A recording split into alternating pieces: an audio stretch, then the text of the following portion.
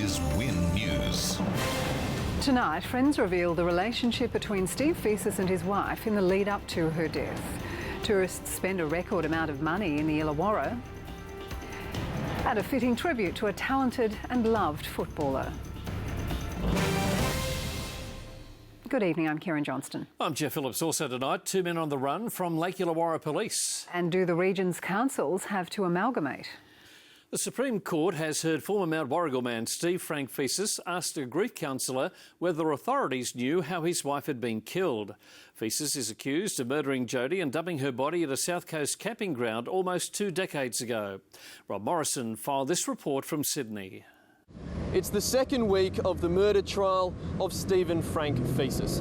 The courtroom today was taken to the moment that Fesis travelled to Sydney to view the body of his then teenage wife Jodie after her death in 1997. A grief counsellor who was in the room at the time told the court the accused appeared visibly distressed when he saw his wife's body and asked a specific question.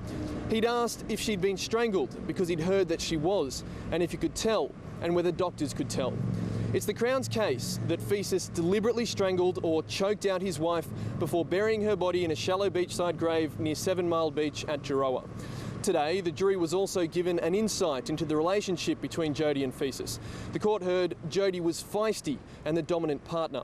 Aaron Richardson told the court he was a close friend of Steve's at the time of Jodie's murder and had seen Jodie publicly chastise Fesis at times. She'd even hit him. The Crown said, "How would she fire up?" He answered, "I had seen physical occasions where she'd slap Steve."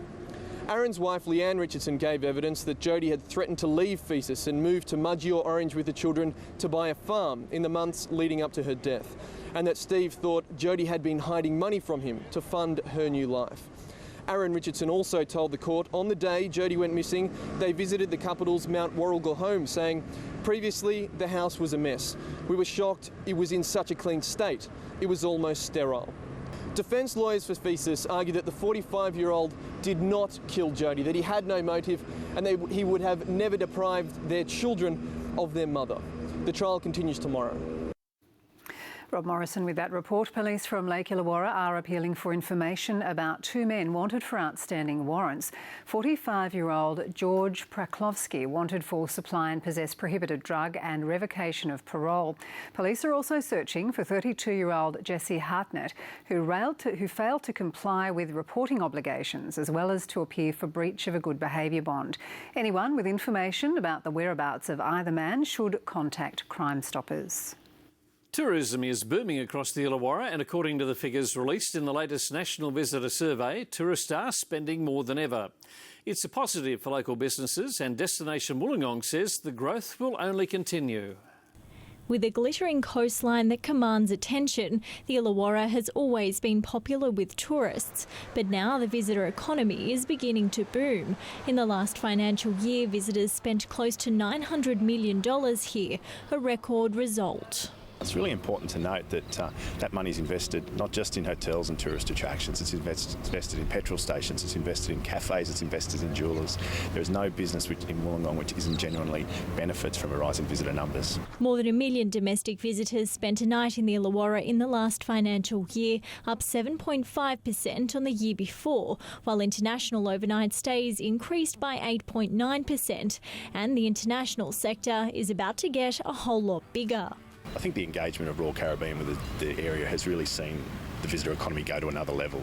It's attracted interest from other major international investors who we're working with at the moment to deliver new product. Improving infrastructure will allow for additional growth in the tourism sector. We've got big demands on our capital works program, but at the same time we're putting in slowly, incrementally, that tourism infrastructure. And we'll have to work with public and private partnerships in that respect as well. Destination Wollongong says infrastructure for business events is critical. What we need to do now is make a commitment to what we do with the Wynn Entertainment Centre. There's a tremendous opportunity to look at repurposing that and building it into a convention centre and being able to attract those larger events to town. Tanya Dendrinos, Wynn News.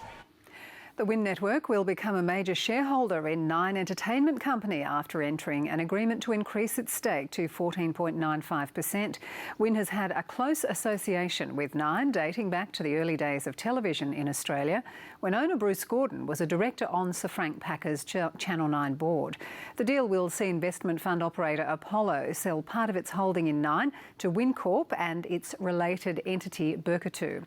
Win Network is the world's largest privately owned regional television network and Australia's largest commercial network. The transaction is expected to be completed on November 9. The Illawarra Stingrays were left devastated following the death of talented player Ash Connor, who died in a car accident in 2011. Now the fun-spirited footballer will be remembered with a special plaque to be unveiled at a dedication day later this month. Ash Connor was an impressive talent on the field, a goal never far from the foot of the Illawarra Stingrays striker and former young Matilda. But it was her positive attitude and sense of humour that is sorely missed. She was a big part of the club. She was loved by everybody. She was just a cheeky little person that, well, not so little, but she was very cheeky, and just the way she did things on the field, off the field was a pleasure to be with. Ash was a role model for up-and-coming players, including Edie Yankin. She always used to help me out, giving me the right track to go on and how to play, giving me feedback, and she was really someone to look up to. And when we found out about her passing away, it was really hard to cope with. The 21-year-old was tragically killed when her car left Appin Road in July 2011 as she was driving home from training in Wollongong. It was just something that nobody expected. Now Coniston Football Club has come on board to help remember the inspirational player who was instrumental in the Illawarra Stingrays winning 2 grand finals. We have a dedication day. We're going to put a seat on the hill here, and it'll be named after Ash, and hopefully people can come along that either knew Ash or has been part of the Illawarra Stingrays. It will be held at JJ Kelly Park on October 31 with a number of special guests, including former players and the Matilda's coach, Alan Stajic. Even the players that don't even know her, we tell everyone about her, of what she'd done to the club and everything like that. So she was a really great person to know in such a short time. Wish she could be here today. Melissa Russell, Win News. Councils across the state have been waiting anxiously to be told whether or not an independent tribunal has deemed them fit for the future. The Independent Pricing and Regulatory Tribunal found more than half are not, including Shellharbour and Kiama councils. During a webcast this morning, councils were told they have 30 days to respond to IPART's Fit for the Future findings. A number of councils across this state aren't fit for the future. The IPART report didn't mince words about the state of our local government bodies. Looking ahead 20 years, it found 60% of councils in New South Wales are not fit for the future. The report found that most councils did not provide merger proposals. Councils prefer rate rises to merging, and almost 2/3 of councils are not fit for the future, despite their best efforts to prove otherwise. And we want to say to councils across this state, it's time that we put the ratepayers first. The report states that mergers by Sydney Metro councils alone could save close to $2 billion over 20 years. More Sydney councils were deemed not fit than their regional counterparts, but both numbers are still uncomfortably high. Because at the end of the day, this is about putting our communities first. It's about ensuring that our communities can have confidence in a council that is going to provide the services, the infrastructure and keep rates low.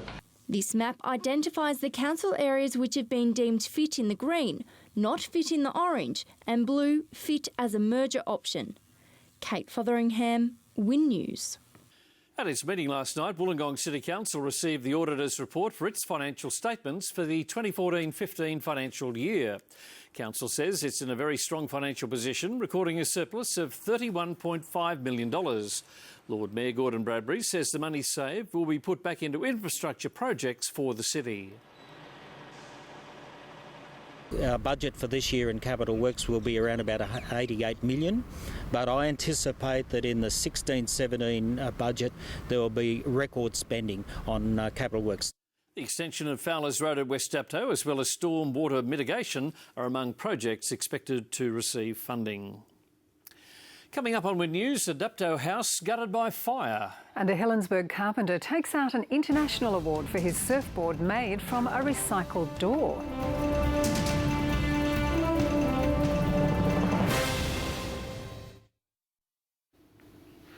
Welcome back. Wollongong residents are being asked to provide feedback on two projects in North Wollongong. Wollongong City Council has proposed to build an elevated walkway and footpath linking Squires Way and the new regional playground at Stewart Park. Council is also looking to replace 7 picnic shelters at JP Galvin Park.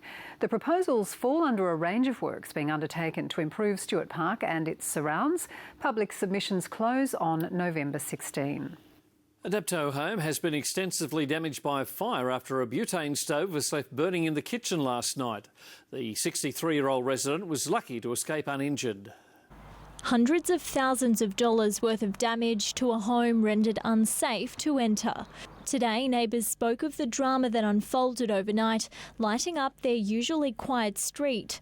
Philip Rust and his wife did what they could to help. I called the fire brigade and she sang out. I think the neighbours come out because I heard her screaming to him because she saw him trying to put the flames out with a bucket of water. Crews arrived at the Barellan Avenue address shortly before 10. They found the home well alight, but onlookers say it could have been much worse. It's scary with all that junk in his backyard. Lucky it didn't catch alight, because then it would have been a bigger fire. Neighbours say they've long been concerned with the number of items hoarded at the property. Last night, it quickly became an issue for firefighters, with access proving difficult. There's hazards that involve firefighting. We don't like to have any more introduced, and the amount of debris and car parts inside the house made it very difficult to extinguish that fire last night. The fire isn't being treated as suspicious, but crews say it should serve as a timely reminder. It's believed to be that the occupant left cooking equipment unattended, which caught other equipment and cupboards alight, causing the fire to spread into the lounge room and into the laundry area. Tanya Dendrinos, Win News. Care South has reached crisis point with a growing number of children unable to stay at home but not enough foster parents to help look after them. Sadly, 18,000 youngsters across the state are in need of loving carers, including 2 sets of siblings in the Illawarra. It's not hard to see why Annette opened her heart and home to dozens of children over the past 2 decades. Her nurturing and warm nature led her to become a foster parent after struggling to have children of her own. My home is very tiny. It's always got toys laying around. It's full of love though, and that's all that matters. That love has seen Nanny Nettie, as she is affectionately known, foster an incredible 69 children, and she hasn't looked back. The first time a child smiles for the first time they'll go to sleep without the light on at night, the first time they'll have a hug without feeling threatened by it. They're the things that make it special and worthwhile. Care South is desperately searching for foster parents just like Annette across the state for a growing number of children and teenagers from troubled homes. There's currently approximately 17,800 young people that are currently, for whatever reason, not able to live at home at the moment. The children may be victims of abuse or neglect, have a parent with mental illness or a drug and alcohol problem. Search your heart first, and if you're doing it for the right reasons, go for it, because you learn as you go. There's lots of training available. If this sounds like you, contact the Care South team. Claire Dowler, Win News. A section of Lady Wakehurst Drive in Otford will be closed next week for safety improvements. $150,000 will be spent on work between Otford Road and McKell Avenue, including removing vegetation and road surface repairs. The road will be closed from 8 a.m. till 3 p.m. from next Monday until Friday the 30th. A Helensburgh carpenter has taken out an international award for his unique surfboard made from a recycled door. Dane Whiteside's creation has caught the attention of some of the biggest players in the surfing industry. This may look like an ordinary surfboard. Little do you know, it's made from parts of an old door. It's the third board 19-year-old Dane Whiteside has ever made, but it was enough to surf him to first place in Whistler's Creators and Innovators Upcycle contest in California. So at work, we're pulling down the door, and I knew that there was cardboard in the middle of the door, and I really wanted to use that. It's a honeycomb-like honeycomb-like structure. A first-year carpenter, Dane built the timber frame, glassed the board and put foam inside. Then it was time to hit the beach. Dane had to prove that the board was surfable. This video posted to Instagram catching the eyes of the judges. The idea really evolved and it started to look better and better. Before I knew it, I had the finished product and I was in California. Converting waste into want was the theme behind the contest. Dane's creation attracting the attention of former Billabong CEO Paul Nord. Loving it so much, he purchased the board for a cool $1,000. A very proud father and a carpenter himself, David says he has plenty to learn from his son. We were hoping he'd make as a finalist in the final 6, I think it was. So that wasn't a surprise. But for him to take the open prize out, that was great. Claire Dowler, Win News. Time for sport now with Amy Duggan and Cameron Walters, now an Australian champion. That is right, Jeff. The Mount Kembla race car driver wrapped up the Australian Formula Ford 1600 series in impressive style, and Illawarra rugby star Paul Tuala awarded for a standout National Rugby Championship season.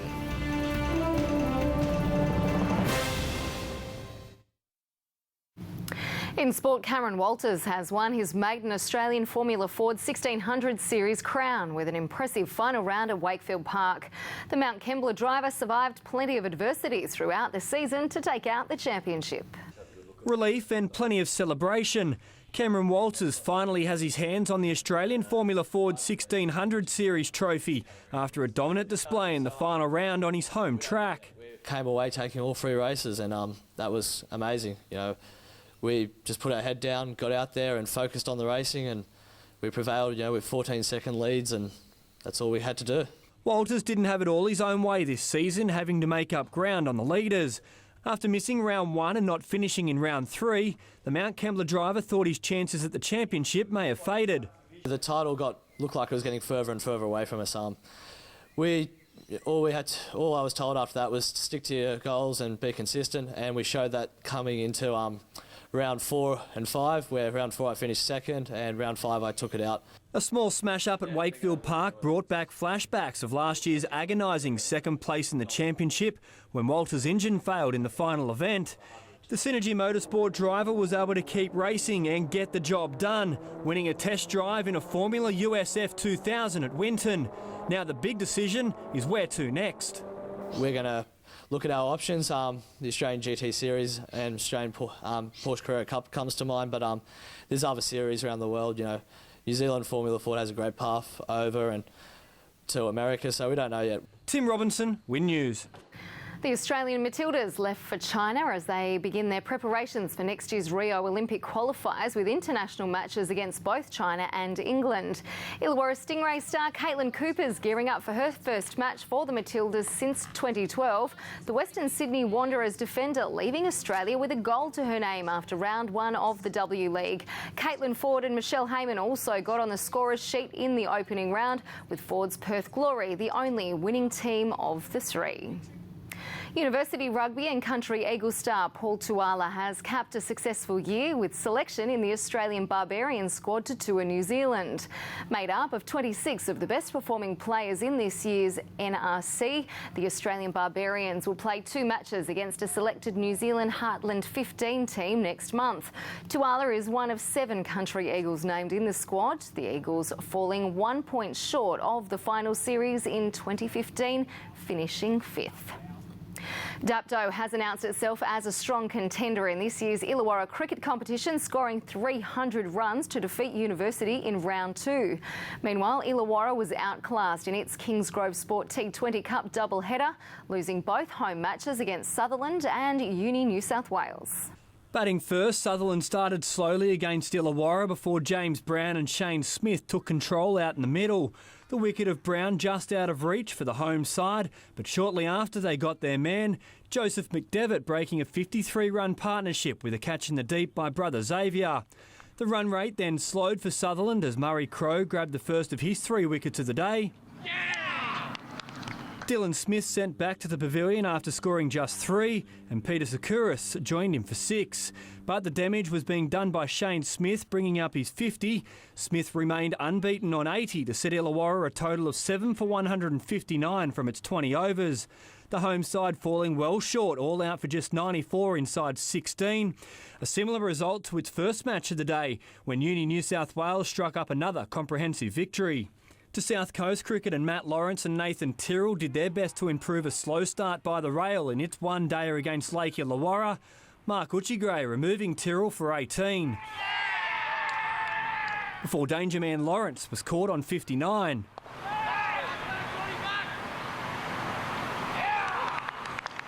The Rail lower order doing its best to rally a competitive 50-over total, but the defending champions were on song in the field, removing the visitors for 178 with 2 overs to spare. Lake Illawarra chasing the runs just 4 wickets down, while Cookers were too good for Kiama. And in Illawarra cricket, a century from Haringu Wiragatne has guided Dapto to a big win over University. The Canaries chasing the students' declaration of 297 to secure a first innings victory. Tim Robinson, Win News. After a 5th place finish in France, Owen Right is still hopeful of claiming a maiden World Surf League title when Event 10 gets underway in Portugal. Wright currently sits 3rd in the rankings, just over 6,000 points behind leader Mick Fanning.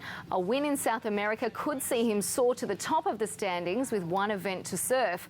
The conditions at the Rip Curl Pro event are set to suit the thrill surfer, who is well known for dominating the pumping barrels.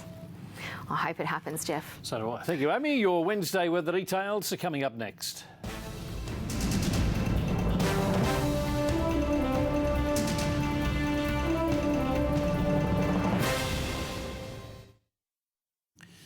A mainly fine morning across much of the region before the heavens open up this afternoon. Let's have a look at the satellite tonight. Bright cloud in the east with the weak trough is triggering some thundery showers.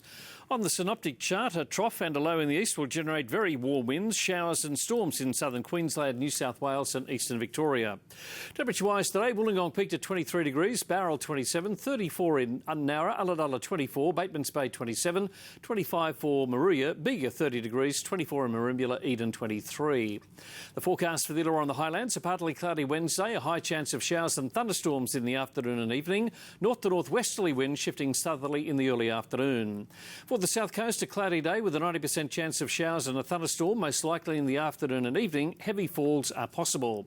Seas running at 1 to 2 metres on a 1.5 to 2 metre swell. The first tide tomorrow is a high at 1 minute past 3, the low at 25 to 9. Eden to 23 tomorrow, Merimbula 25, Bega 26, Narooma 25, Maruya 27, 28 degrees in Batemans Bay, Ulladulla 26, Nowra 29, Bowral 26, in Wollongong a warm night 20, tomorrow 27. And looking further ahead, mainly fine now with showers coming through on Thursday, Friday and Saturday. And that is Win News for Tuesday the 20th of October. Join us for the All Australian News at midnight and again tomorrow at 6 for the national news, followed by Win News at 7. We look forward to your company then. Good night. Good night.